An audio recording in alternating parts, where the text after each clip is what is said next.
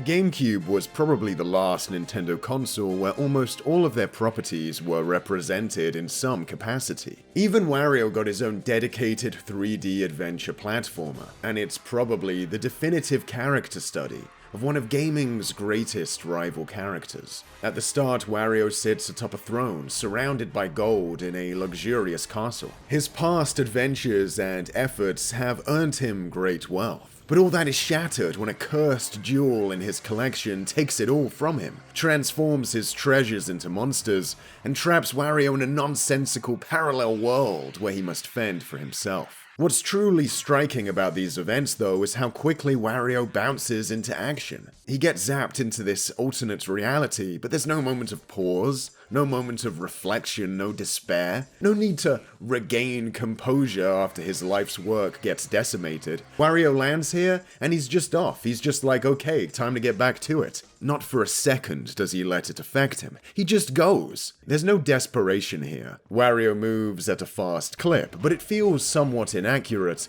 to describe it as running. It's more like an accelerated stride. Wario is keen to get what's his back, but does that mean he's going to start scrambling to get it? Tripping over himself like a fool in a desperate attempt to regain his treasure?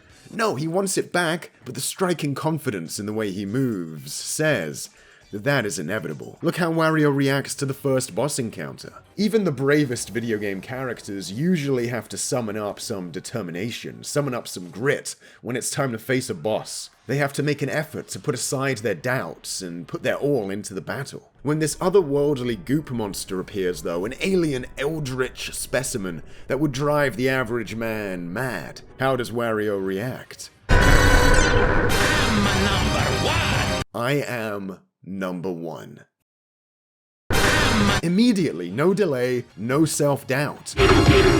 Wario barely even registered that he's facing an unknown hell creature from beyond the bounds of reality. I mean, look at these bosses. They look like they should be chasing you down in liminal office space. But Wario doesn't even flinch because he knows it doesn't matter. He is number one. I'm a number one! If only we could all have such unshakable self-belief. Now, we all know that Mario is deceptively stronger than the average Italian, though we only have a few examples of him exercising the true extent of his strength. Usually Mario makes use of his superhuman abilities for feats of agility, but in Mario 64 we get to witness the true potential of his physical strength when he picks up Bowser by the tail and swings him around and off the stage, clearly demonstrating a potential for raw power he doesn't flaunt often. After all, Mario would rather lead by example and usually not beat his enemies into submission in such a violent fashion, or scare his many friends with the inhuman powers he possesses. Wario has no such hang-ups though, and with powers clearly similar to Mario's, the two drawing from some yet unknown, uniquely similar fountain of power, with Wario we get to see a Mario who doesn't hold back, and makes use of every crumb of his power. Wario just picks dudes up, throws them at these insane speeds, they clatter around all over the place. He just grabs dudes and pile drives them, something Mario is probably capable of, but would never think to do, with the destruction and collateral damage off the charts the way they are here.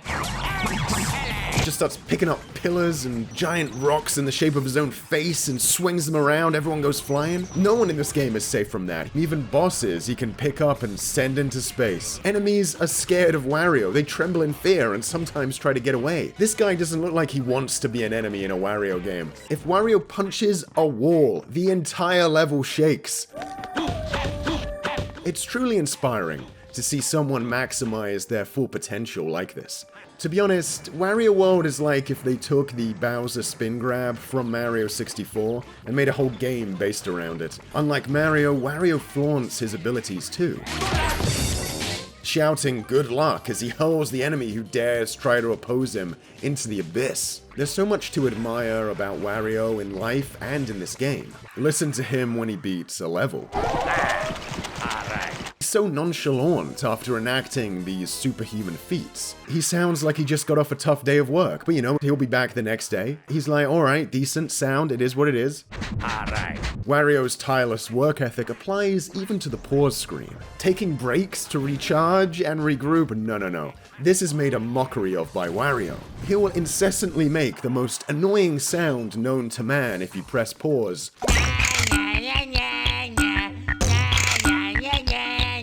So you'll get off your ass and get back to the grind. Wario has always got the task at hand in mind. If something needs to be done, he does it. He's always on the move, even his face is always moving. But don't let this man of action's headstrong decisiveness deceive you. Wario is calculated. He's a smart guy who knows how to maximize his happiness and not let his ego get caught up in the pursuit of what he wants. Think about it. Wario was first introduced in Super Mario Land 2, where he captured Mario's castle and faced off against him in the final battle. He lost the bout, but after this, Wario has never challenged Mario again in a main Mario adventure with high stakes, even though he has come a lot farther now and does stand a better chance of winning. Sure, he'll challenge Mario in the odd sporting event, but never again in a proper fight with real consequences. See, Wario is above the drama. He knows throwing down with Mario is only going to hamper his pursuit of betterment. He's not the monarch of a nation like Bowser who can fund repeated attacks on Mario. He's got to play it smart. And in Wario World, he does play it smart. It's a game that shows us that when you lose something, it's important to not let it get to you or diminish your self-worth. It teaches us to not think twice about picking ourselves up and trying again, that through decisive action and determination, you can recover, and not just return to where you once were, but perhaps rise above even further than before.